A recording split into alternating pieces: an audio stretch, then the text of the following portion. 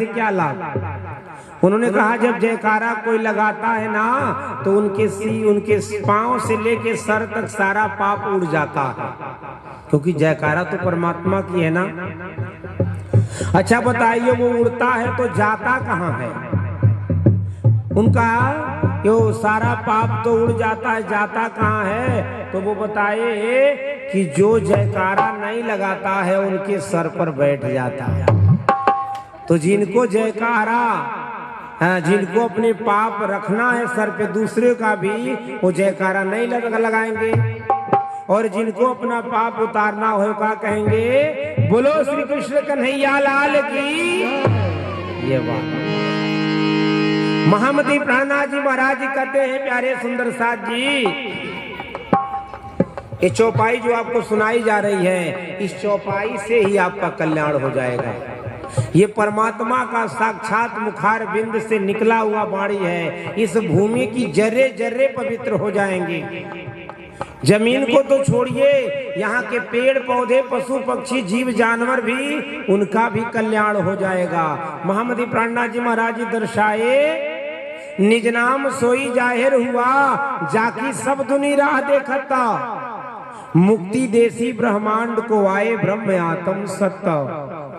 निज नाम ये जाहिर हुआ है क्यों? जाकी सब दुनी राह देखता था कि 28वें कलयुग में महामती प्राणनाथ जी महाराज जी आएंगे और आ करके निज नाम महामंत्र लाएंगे।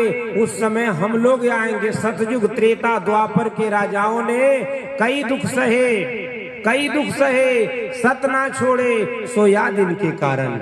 राजा रुक्मांगद, राजा बलि, राजा हरिश्चंद्र, राजा मोरध्वज, इन लोगों ने अपने धर्म को क्यों नहीं छोड़ा कि 28वें कलयुग में मेरा अवतरण अगर हो गया तो मुझे महामंत्र निज नाम मिल जाएगा, और निज नाम अगर मिल गया तो मैं ही नहीं मेरा वंश तर जाएगा। नहीं यकीन आता है तो इस चौपाई को कबीरदास जी भी लिखे हैं। आप गीता प्रेस में कौआ दह में जाइएगा, उत्तरी द्वार पे लिखा है, वहां लिखा है निज नाम के बारे में लिखा है, आदि नाम निज सार है, बूझ लेहूं सो हंस, जिन जानियो निज नाम को अमर भयो सो वंश। ये हमारे वंश को, पीढ़ी को मोक्ष करने के लिए हमारे प्राणनाथ जी महाराज जी आए हैं। अब जब हम इस पे विचार करेंगे, विमर्श करेंगे, तब हमारे समझ में आएगा। हमारे ग्राम सभा में हमारे वीरेंद्र चौबे रहते रहे। वीरेंद्र चौबे बहुत बड़े विद्वान रहे, और जब गुरु महाराज जी से उनका वार्तालाप हुआ तो वो उसी दिन से वही निज नाम महामंत्र गुरु जी से धारण कर लिए। तो जान रहे हैं वीरेंद्र चौबे को, पूरे परिवार को प्रणामी बनाए, और आज भी देखिए वो प्रणामी रहे, शरीर छूट गया, और उनका पन्ना धाम में इस वर्ष भी वहां जा करके मेला होने वाला है। अब वो हम लोग पूछने लगे, आप ब्राह्मण होकर के कैसे प्रणामी में जुड़ गए? उन्होंने बताया कि मैं तो बहुत पढ़ा हूँ, पर जो प्रणामी के पास ज्ञान है वो कहीं नहीं। उनको देखकर हमारे गांव में 50 लोग माला लिए। तो जब एक विद्वान ब्राह्मण धर्म को जान करके आगे बढ़ते हैं तो उनके पीछे चलने वाले सैकड़ों की कतार में होते हैं। इसलिए चाहे ब्राह्मण हो, क्षत्रिय हो, वैश्य हो, शूद्र हो, सबको अपने आत्मा के लिए खोज करनी चाहिए कि हमारा आत्मा कल्याण कहाँ होगा। क्योंकि ब्रह्म उपनिषद पुराण में वर्णन आता है, अहम ब्रह्मा रहम विष्णु सियो हमिति मोहिता, न जानीमो वयम धाता परम वस्तु सनातनम। भगवान विष्णु कहते हैं, विधाता ब्रह्मा जी, आप इस सृष्टि को रचते हो, इस गुमान में हो, मैं इसका पालन करता हूँ, इस गुमान में हूँ। ये संहार करते हैं भगवान भोले बाबा, अपने गुमान में है, परंतु वो पूर्ण ब्रह्म सनातन कौन है उसको हम लोग जानते ही नहीं है। उसको हम जानते ही नहीं है। स्वामी महामती प्राणनाथ जी महाराज जी कह रहे हैं, जिनको मोक्ष चाहिए, मुक्ति चाहिए, वह इस नाम को धारण करेंगे। अपन बैठे बीच अर्श के अर्श को नाही सुमारा, दसो दिस मन दौड़ा दौड़ाइए, काहू न आवे पारा, खसमे ख्वाब दिखाया, बीच अर्श अपने हित हक हादी रूहे मिलाए के उड़ाए दही गफलत। पर ब्रह्म परमात्मा सदगुरु निजानंद स्वामी को अपने हृदय में लेकर के इस गफलत को उड़ा दो। ये खेल तो जरा है नहीं, सब है अर्श खसम। बैठे इतहीं जागिए उठो वर्ष में तुम। अर्श बाग हो जो के करो याद हक के सुख। जो पेड़ झूठे ख्वाब का उड़ जाए सब दुख। असल आराम हृदय में अर्श को अखंड। अर्श को अखंड तब ये झूठे ख्वाब को रहे न पिंड ब्रह्मांड। कायम हक के अर्श में बैठे अपने ठौर। हक के हित वाहिदत में कोई नाही काहू और। श्री मोहम्मद कहे ये मोमिनो इसक लीजो हक का। असल अर्श के बीच में हक का नाम आशिक। कह रहे हैं प्यारे सुंदर साथ जी उस परमात्मा को जानने का प्रयास करो। आपका पूरा अधिकार है, उस परमात्मा को खोजो। और जब उसे खोज लोगे तब आपके समझ में आ जाएगा हमारा आत्म कल्याण यहीं से होगा। हर वर्ष लोग छठ में जाते हैं। छठ में जाते हैं 3-3 घंटा हम जानते पानी में खड़े रहते होंगे। कितने घंटा? 3 घंटा। कई लोग तो बेहोश हो जाते हैं। पर एको बार कबो नहीं कोई पूछता है कि इस पानी में हम खड़े हैं तो इससे हमको मोक्ष मिलेगा कि नहीं मिलेगा। जो मंदिर अपने घरों में बनवाते हैं उस मंदिर का पूजा करते हैं, पर छठ मैया का मंदिर बनवा कोई घाटे छोड़ दे ले। कुकुर देवता आवल पर अपन क्रियाक्रम करके चले जाते हैं। कभी विचार करते हैं उस मंदिर को बनवा देते हैं। मंदिर का मतलब पूजनीय। मंदिर कोई जल्दी बनाता नहीं है, और जो मंदिर बनाता है वहाँ पूजा करना चाहिए। वहाँ मंदिर बनवा के छोड़ देते हैं। छोड़ना कैसे उचित नहीं है। अपने घरों में एक दिन जाकर वहाँ पूजा करते हैं और मंदिर बनवा करके चले आते हैं। कोई लोग तो कहते हैं महाराज मंदिर बनवाओ पहले, बाद में पहले पुजारी खोजो। पुजारी खोजो, उसमें पूजा करने वाला व्यक्ति खोजो, क्योंकि जब पूजा करने वाला व्यक्ति वहाँ रहेगा तो उस मंदिर में घंटा बजना चाहिए, उस मंदिर में भोग लगना चाहिए। ये तमाम प्रक्रिया ऐसी कुछ सिद्धियां होती हैं। मंदिर उदास नहीं रहना चाहिए। तो ये बात कोई नहीं पूछता है। बस एक बार गए साल भर में करके चले आए। आपको एक बार साल भर में भोजन करा दिया तो रह पाएंगे आप? क्यों नहीं रह पाएंगे?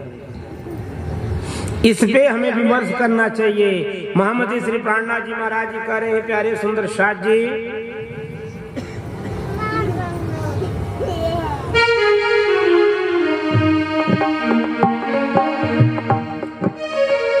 ऐसा खेल दिखाइया जो मांग लिया है हम, अब कैसे अर्ज करूं कहोगे मांग गया तुम।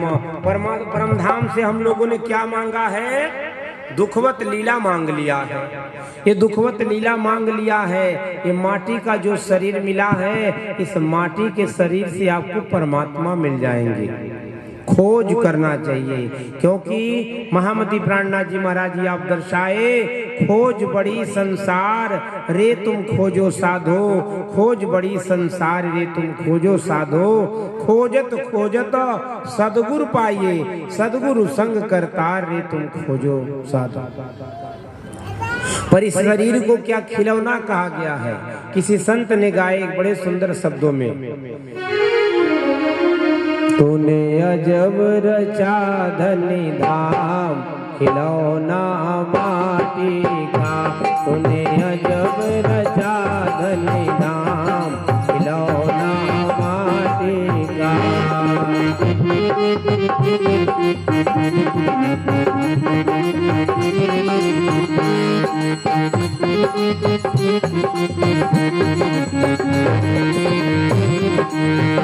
हाँ माटी का हो माटी का,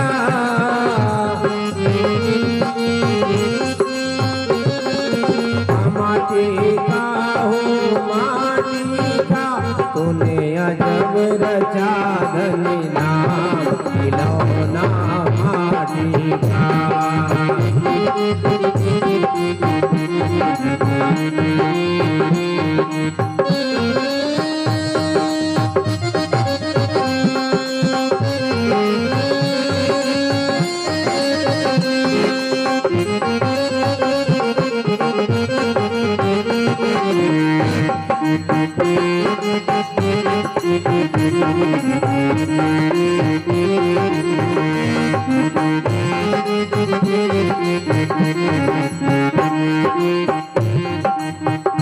हाँ पाव दिए चलो सखी सत्संगत,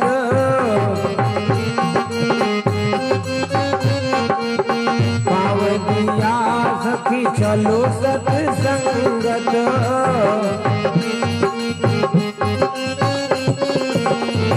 मुख दिया रटो निज नाम, खिलौना माटी का तूने अजब रचा धनी नाम, खिलौना माटी का।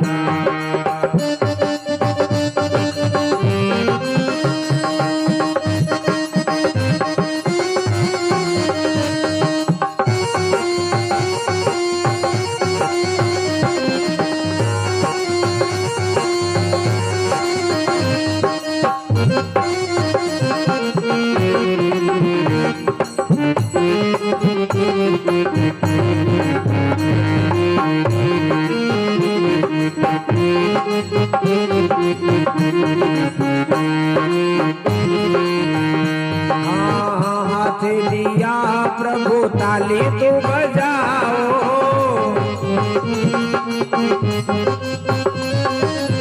हाथ दिया प्रभु ताली तो बजाओ,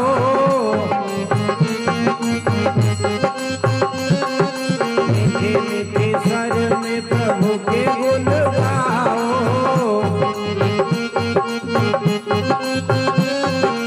ओ कान दिया सुनो ब्रह्म ज्ञान, खिलौना माटी का।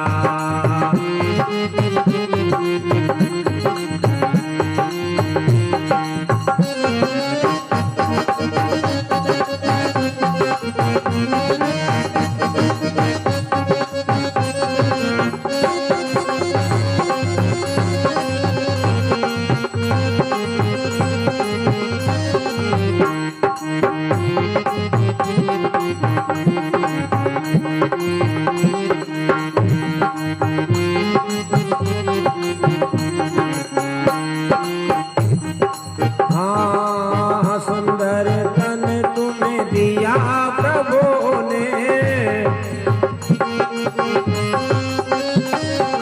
घट न लगाओ तुम धाम धनी के,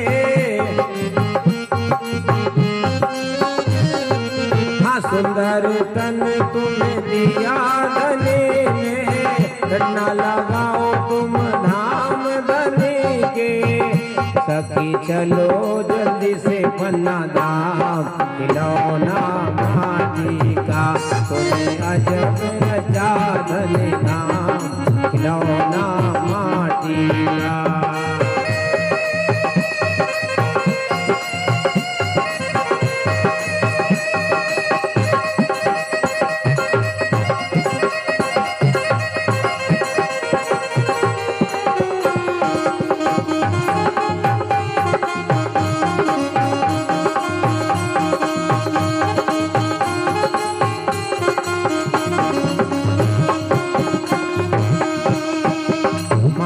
श्री प्राणनाथ जी महाराज जी कहते हैं, प्यारे सुंदर साथ जी, ऐसा खेल दिखाइया जो मांग लिया है हम, परमात्मा से हम लोगों ने खेल मांग करके आए। कौन सा खेल? दुखवत खेल। और इस संसार में तो देखा जाए तो दुख का खजाना लगा हुआ।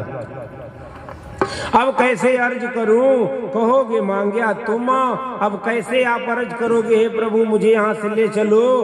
अब तो आप कहोगे कि तुमने ही तो मांगा है। कछु आस न राखी आसरो, ये झूठी झीमी दिखाए, ऐसी जुदागी कर दे कछु कहो सुनियो न जाए। आप लोग यहाँ के नहीं हैं, आपका कहीं न कहीं धाम है। किसी का वैकुंठ धाम है तो किसी का निराकार धाम है, किसी का साकार धाम है, किसी का साकेत धाम है, किसी का वैकुंठ धाम है। स्वर्ग तमाम जगह से जाने के लिए तैयारी में लोग लगे हैं। कोई स्वर्ग में जाने के लिए लगा है तो कहा जाता है स्वर्ग में जाने वाले व्यक्ति का ढेर दिन वहां रहना नहीं होता है। पुण्य छिन्ने मृत लोके विसंति, जैसे आपके खाता में, आपके अकाउंट में 10 लाख रुपया है और धीरे धीरे उसे खा के खत्म कर देंगे, तो बैंक के पास आप जाएंगे पैसा फिर दो तो वो देगा नहीं देगा। उसी प्रकार जो पुण्य किया जाता है वो पुण्य अर्जित करके हमको स्वर्ग में ले जाते हैं, और स्वर्ग में जाने के बाद कहा जाता है पुण्य छिन्ने मृतलोके विशंति, और उसके बाद फिर मृतलोक में आना पड़ता है। इसलिए मोक्ष को पाना है, अखंड मोक्ष को पाना है तो श्री कृष्ण परमात्मा की भक्ति करना पड़ेगा।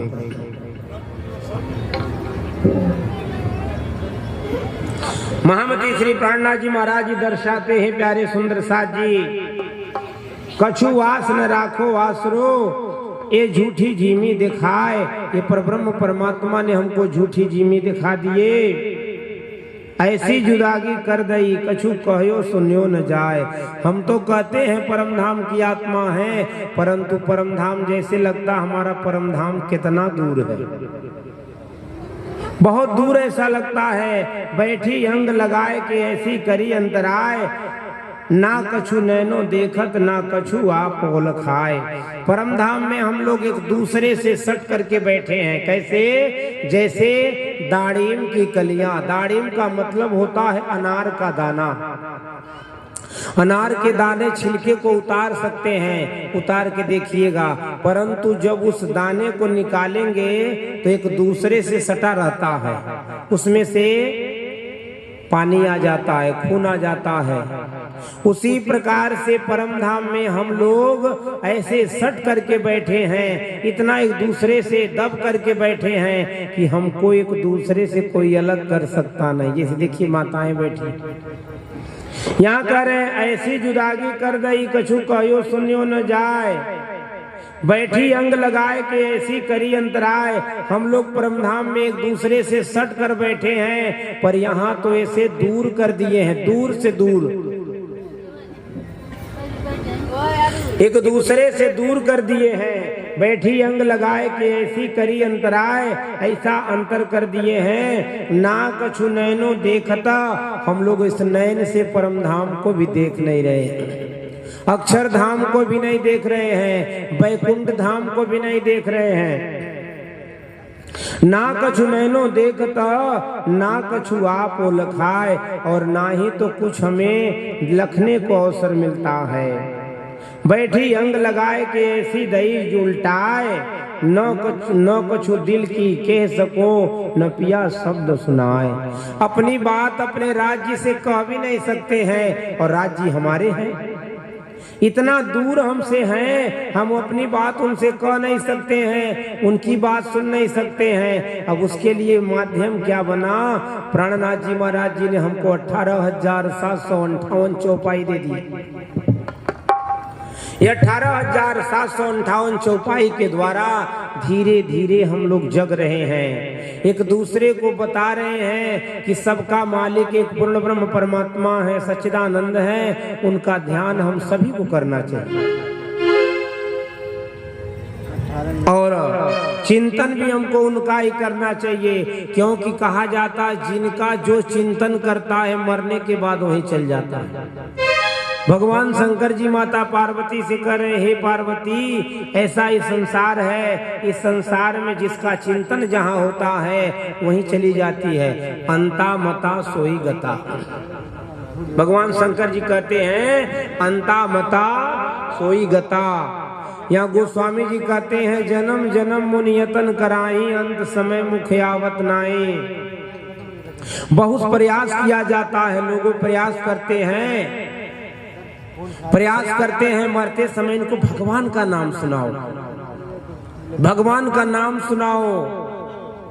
ऐसा जब लोग मरते समय जितने च्वाइस से करते हैं, इस अंग में अगर ताकत है तभी से करना प्रयास कर दें तो मरने के बाद भी सब काम क्रिया करने की जरूरत नहीं पड़ेगी।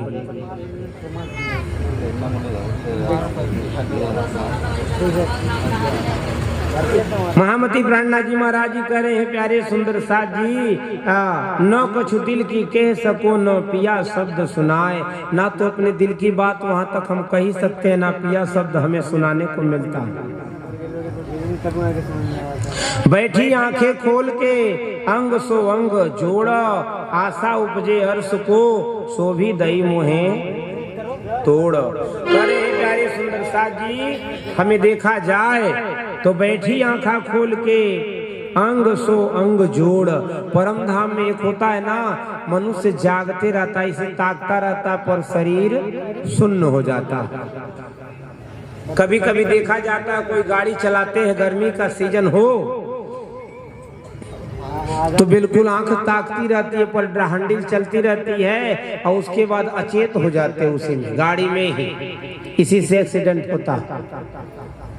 परमधाम में सखियां ऐसे आंख खोल करके बैठी हैं, ऐसी आंख खोल करके बैठी हैं, परंतु वहां आंख खोल के तो बैठी हैं पर अचेत अवस्था में हैं।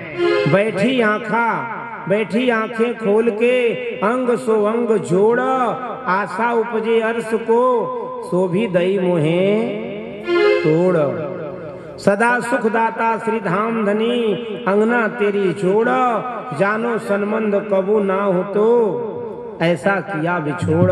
जैसे लगता है हम जीवों का परमात्मा से कभी संबंध ही नहीं था, कभी हम लोग यहाँ से निकलेंगे ही नहीं।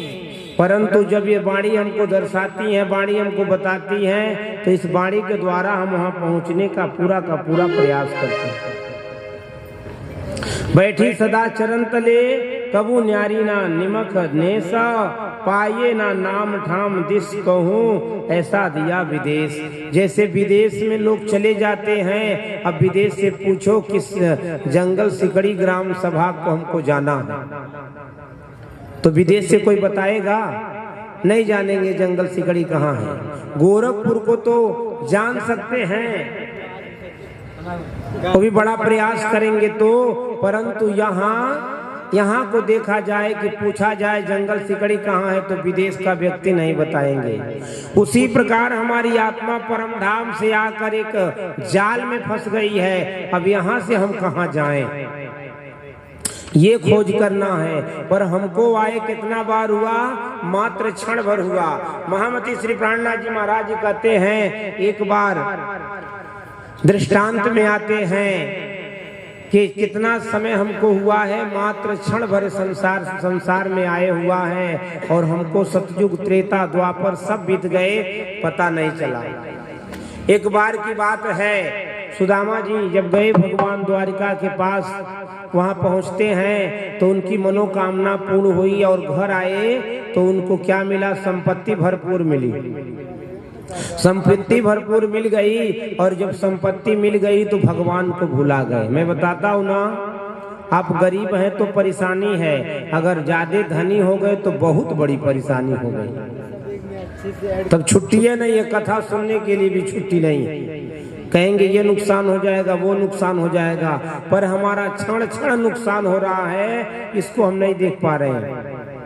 रुक्मिणी कहने लगी, हे प्रभु आप तो उनको दे दिए, अपने राजकाज में मस्त हो गए, ऐसा करो चलो देखो आपकी भक्ति उक्ति अब कर रहे हैं नहीं कर रहे हैं। रुक्मिणी और कन्हैया वहां आए और जब देखे सुशीला जी देखी, सुदामा देखे मेरे घर प्रभु आए हैं, तो बड़ा आदर सम्मान किए। आदर सम्मान करते हुए उन्होंने कहा कि आज रोटी, सुशीला जी ने कही आज रोटी मैं बनाऊंगी। कन्हैया आए हैं, अपने हाथों से रोटी बना के खिलाऊंगी।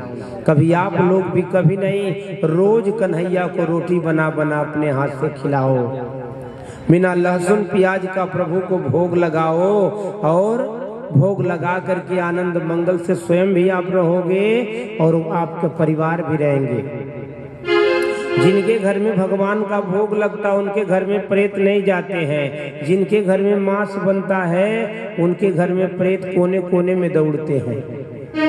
कहते हैं किसके मैं कान में घुसूं, तो कान में घुस जाते हैं तो बहरा कर देते हैं, गोड़ में घुसते हैं तो लंगड़ कर देते हैं, मुख में घुसते हैं तो जबानें तोड़ देते हैं। तो इसलिए देखा जाए जय और पहुंचे। सुशीला जी कहने लगी कन्हैया आज आए हो, आज मैं आपको अपने हाथ से रोटी बना के खिलाऊंगी। कन्हैया बड़े प्रसन्न हुए, उन्होंने कहा ऐसा है भैया को मैं ले जा रहा हूँ नदी नवारा खिलाने के लिए। नदी में मैं वहाँ खिलाऊंगा इनको। थोड़ा सा बड़ा दिन हो गया जमुना मैया में नहाए, वहाँ चलूंगा और नदी में थोड़ा सा आनंद मंगल लिया जाएगा।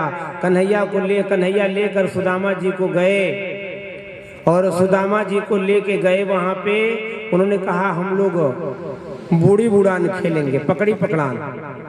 ठीक, पहले कौन बूढ़ेगा? कन्हैया ने कहने लगे चलो मैं पहले बूढ़ता हूँ तो मुझे पकड़ लेना। कन्हैया बूढ़े, थोड़े देर में टकटोल कर सुदामा जी पकड़ लिए। सुदामा जी पकड़ लिए। अब कहे सुदामा तुम बूढ़ो। जब सुदामा बूढ़े तो कन्हैया टोते टोते गए, अपने नाखून से ठेल दिए। बोलो श्री कृष्ण कन्हैया लाल की। अब वो ठेल दिए तो समझ लीजिए कि विदेश चले गए। और विदेश चले गए, नदी के किनारे पड़े रहे और चिल्ला रहे हैं। जब वो पेट में पानी घुस गया था, जब उनका पानी निकाला गया, एक महिला ने निकाली तो वहां पानी निकाल करके पूछी आप कौन? तो कहा मैं सुदामापुरी का राजा हूँ। अब यहाँ से लालचंद बाबू कोई कहे हम इतने बड़े हैं तो विदेश में कोई जान तो पाएगा नहीं, परंतु वहां देखा जाए उन्होंने कहा